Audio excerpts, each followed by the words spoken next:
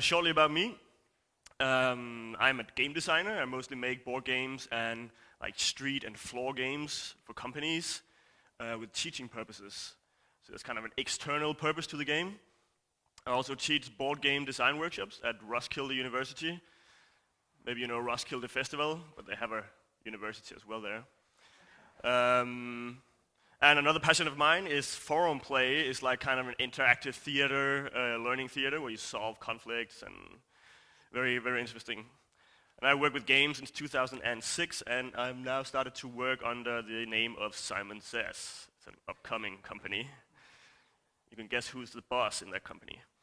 I started playing games around 2002, 2003. I got back into board games. I always played games, but it really took on from that point. And I started playing a genre of games I found out later called eurogames. How many know eurogames? Cool. And what I found was that it was really great. It was a really great way of spending time with your friends and meeting new people. And it spread. So now, through the years, all my friends started playing these games. And of course, there are other kinds of genres, and if you're a nerd, there's some games that instantly appeal to you. But Eurogames has these, they're easy to get into, that's one of the points. They have these general characteristics that the genre share. It's a broad category. There are both card games and traditional board games and storytelling games. But what makes them Eurogames is these qualities. They usually have a colorful theme. There's actually like this history about some of the designers being from Germany. They used to be called German games as well, or designer games. And some of them had a history from Eastern Germany before the fall of the Berlin Wall. So they couldn't travel. So now this shows in their designs, because all these exotic designs is like a projection of their dreams, where they wanted to go when they were in East Germany. There's usually no direct conflict. You cannot like attack other players. As you probably know, you can only you can buy that barrel of grain before they buy it, and that's how you beat them. So there's no direct conflict, and people doesn't get eliminated. Everybody feels they're in the game till the very end, at least in the good Euro games. So it's this process of people thinking they're like in the game even if they're losing. The good designs let you know that you're still in the game, and there are usually mechanics that makes people get back into the game. If you're way ahead, maybe you get set back in the turn order, or vice versa. Very innovative mechanics. Some really cool games, as you know, out there that makes Monopoly look like shit. It's like these games are really whoa. Games can actually be really, really well designed. They're easily to get into. There's a lot of interaction, little downtime, which is a point I'm going to get back to. And they're usually high quality components, nice cardboard and a lot of wooden pieces. No plastic. That's another genre. All right, so I wanted to find out, these are some examples of Eurogames. I wanted to find out, which I kind of did in my thesis from 2008 from university, my master thesis. I studied board gamers playing games, Eurogames, and tried to figure out how this feeling came about how did this great atmosphere arise from playing these games. And it's funny because, it seemed like to me that you look back on these interactions as having a good time, but during the interaction, people were very rude to each other. Like making insults at each other. That's like 80% of the conversation topics in these games, funny enough. So anyway, I was like, okay, what games am I going to study here? And I just picked the two games, the best-selling, which is Settlers from Catan. You probably know this one. From '95, this was one of the games that really started the whole Eurogame wave. And Puerto Rico, which was the highest-rated game for several years on Board Game Geek. You know Board Game Geek? Cool.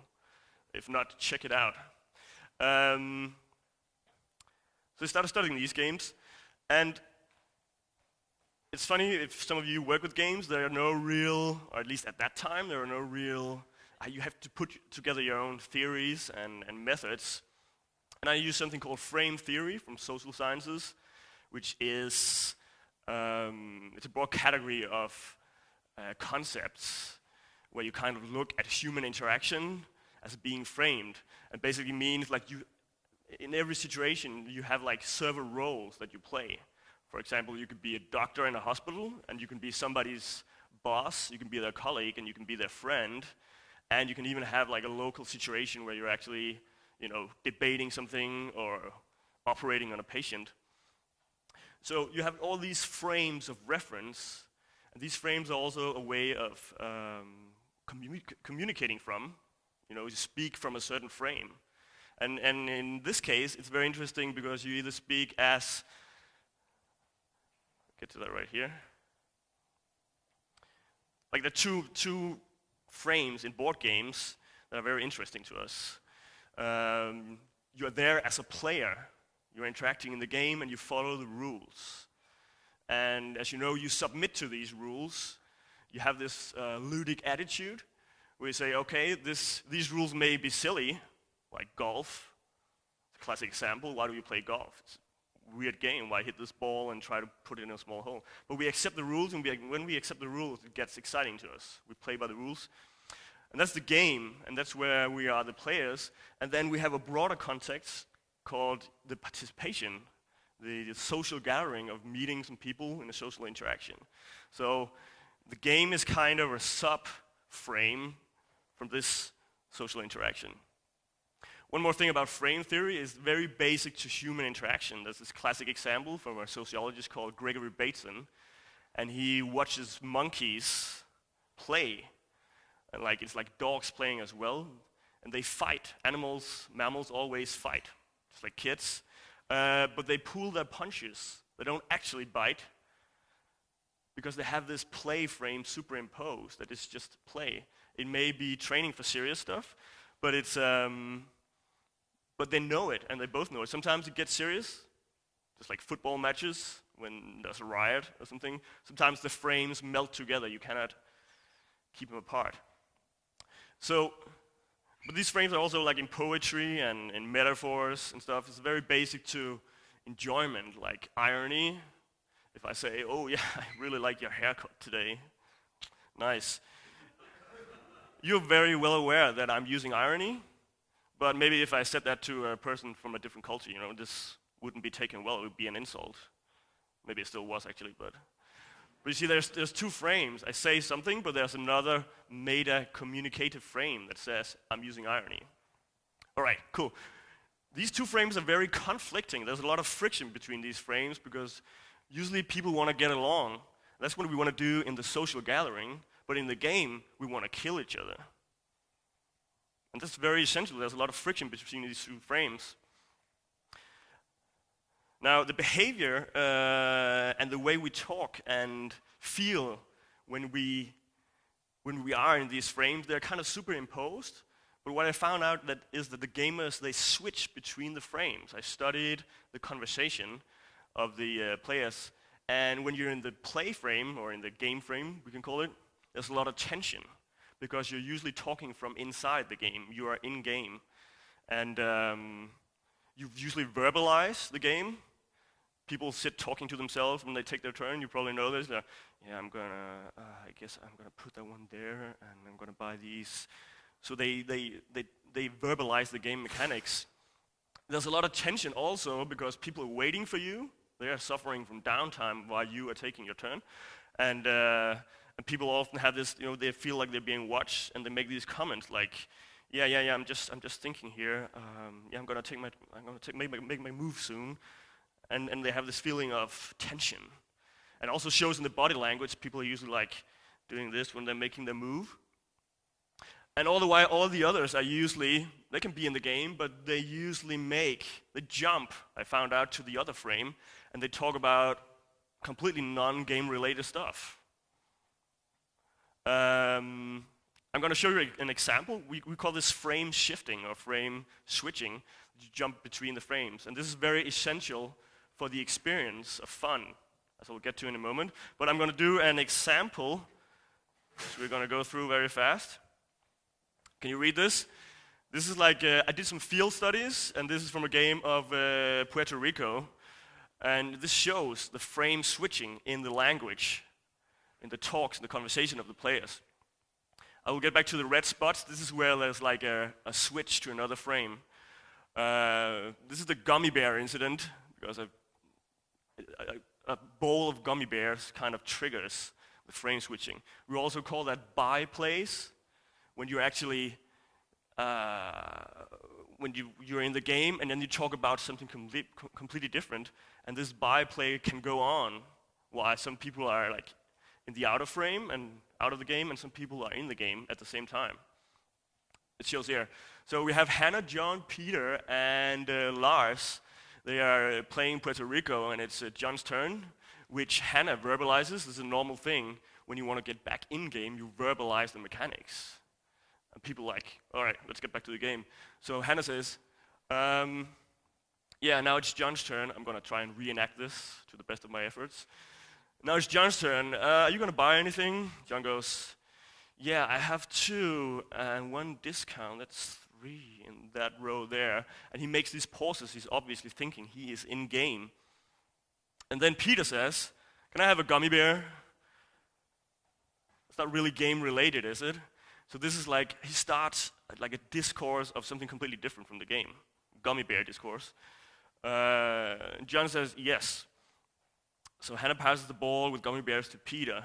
Yes, or he's mumbling something. There's a lot of yellow ones, because I don't like those.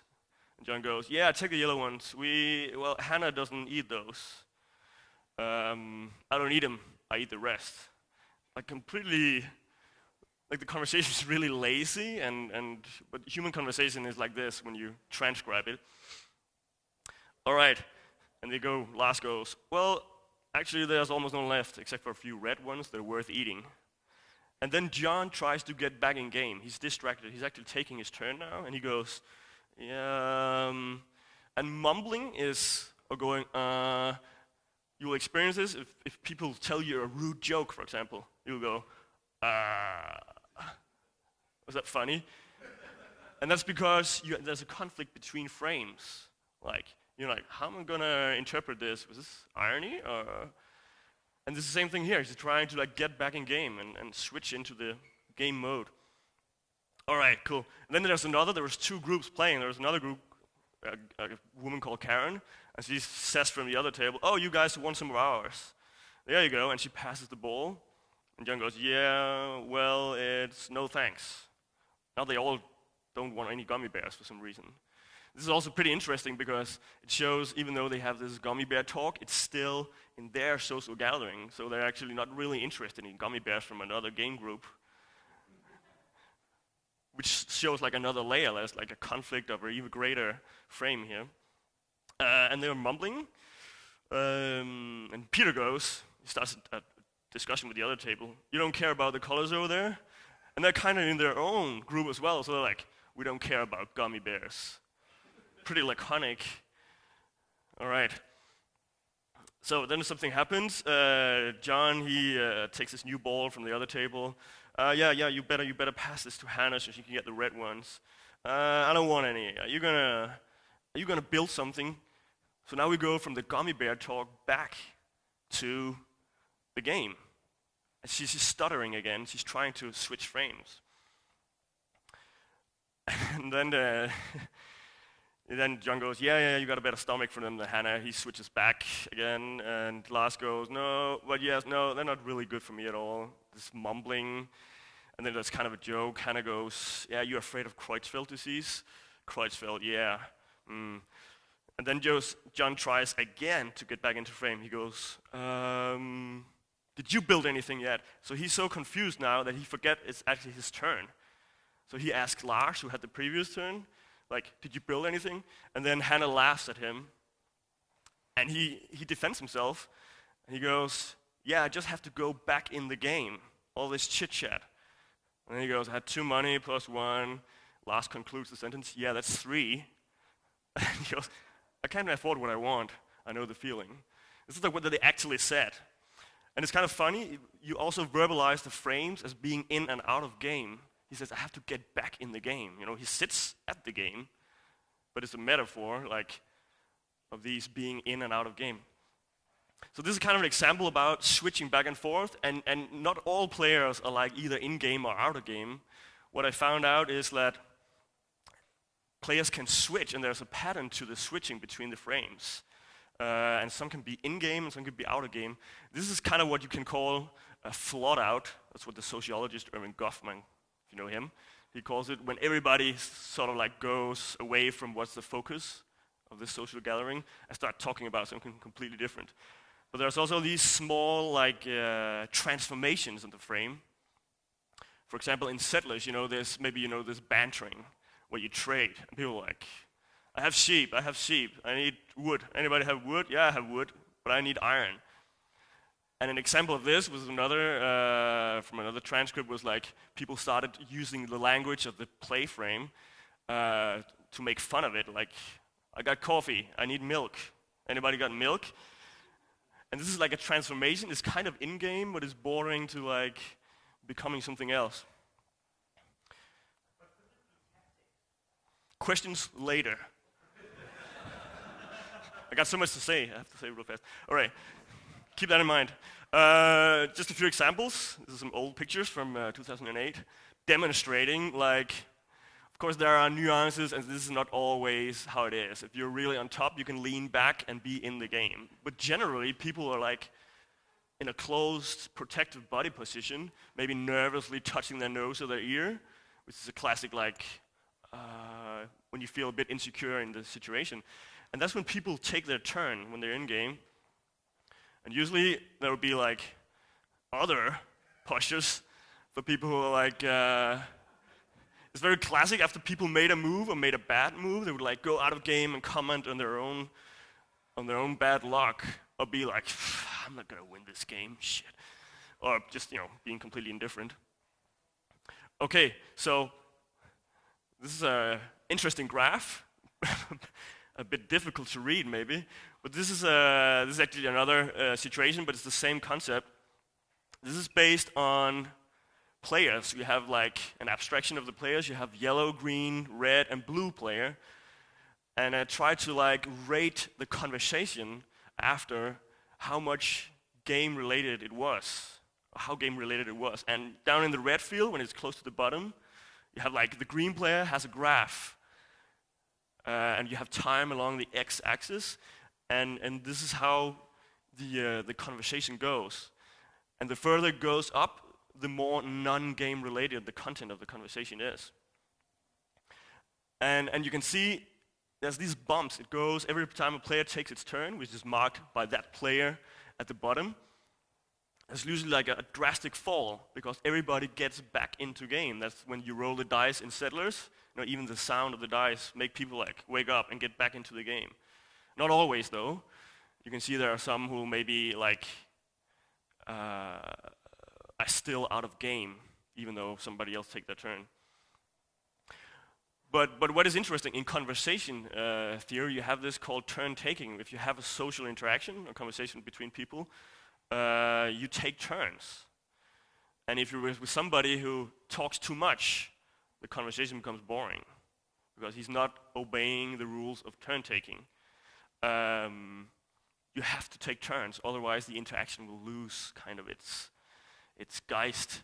But this is regulated. The conversation patterns in these games were regulated by the turns, the rules of the game. You take your turns. So people cannot like talk forever, because at some point they take their turn and they have to go in game. And this is what this pattern shows. Maybe you can see that blue this was a family, and the two parents were constantly like throwing shit at each other. And the blue player is the kid, the son. And he was not really he was more into the game. So you see he's very much in game. He has a few non-game related things he says, but he's close to the bottom, while the others are just making shit constantly. Huh? I think there was red actually, and yellow was kind of the father, and he was kind of like the guy calling the shots in the group. Anyway, so this is very important that you have this constant oscillation or fluctuation between the frames, which is represented or manifested in the language, and also even in the body language. connected to either tension or relief. Like when they usually started these byplays or these non-game related conversations just after they took their turn because they had experienced tension being in-game, and they're like, now it's like, it's 2 minutes until my next turn, and people started talking about non-game related topics. And what I found was this constant oscillation here is actually what constituted an interesting interaction. If you read theories about human interaction, there are like these conditions that has to be in place for people to feel they're having fun and the interaction being interesting and constructive. And it's like turn taking, for once. People have to take turns saying something. There has to be like something interesting to talk about, and that's what the game and the strategy, maybe to get back to your question, constitutes. Because when these games are designed well, you are really engrossed in them, and you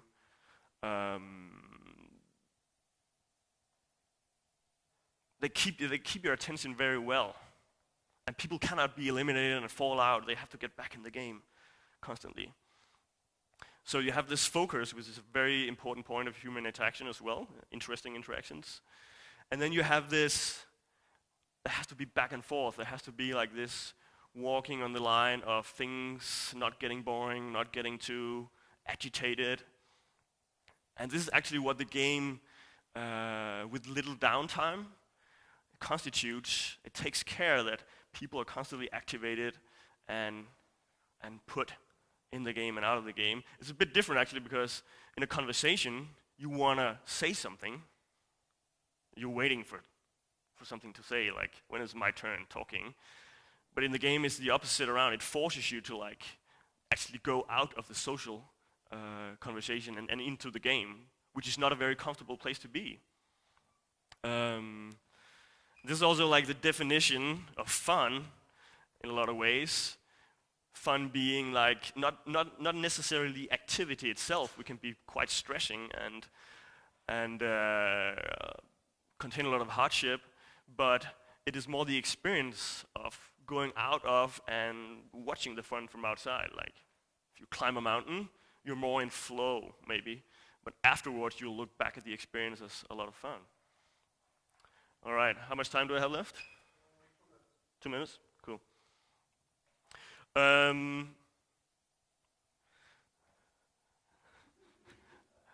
As I said, a lot of the, I'm just going to talk very shortly about insults, because that is the most common thing that people, do when they play games. And there's not really a lot to say about it other than you can distinguish between personal insults, when you really mean it and you want to hurt somebody, and then ritual insults. This has been documented and researched in a lot of different cultures. And ritual insults are when they're like kind of a framework, and there's an understanding that there's another frame at play. And when that is in place, you can make insults, and it becomes kind of a game, and you expect to be insulted back. And this is seen a lot, it's between firemen and soldiers and anybody basically who has a really stressing and horrible job. They might have been out like picking up entrails from a car accident. And I talked to firemen who says that after incidents such as this, they really like make these super rude jokes afterwards, even about the people who died in the accident. And they do this to both kind of vent their frustration and their like what they have seen and witnessed, but they also do it to get to know each other better, because you have to know each other really well when you do these kind of jobs. You have to trust each other. Just as in a board game, just on a smaller scale, you actually have a conflict, but you also have a social relation that you want to keep. And one of the ways to keep this is like making these insults, which is like kind of testing people. Maybe I was a bit rude to you before, but tell me if I stepped out of bounds, and we get to know each other better. That's the rule of ritual insults, what we can learn from them. All right, that was basically it. Yeah?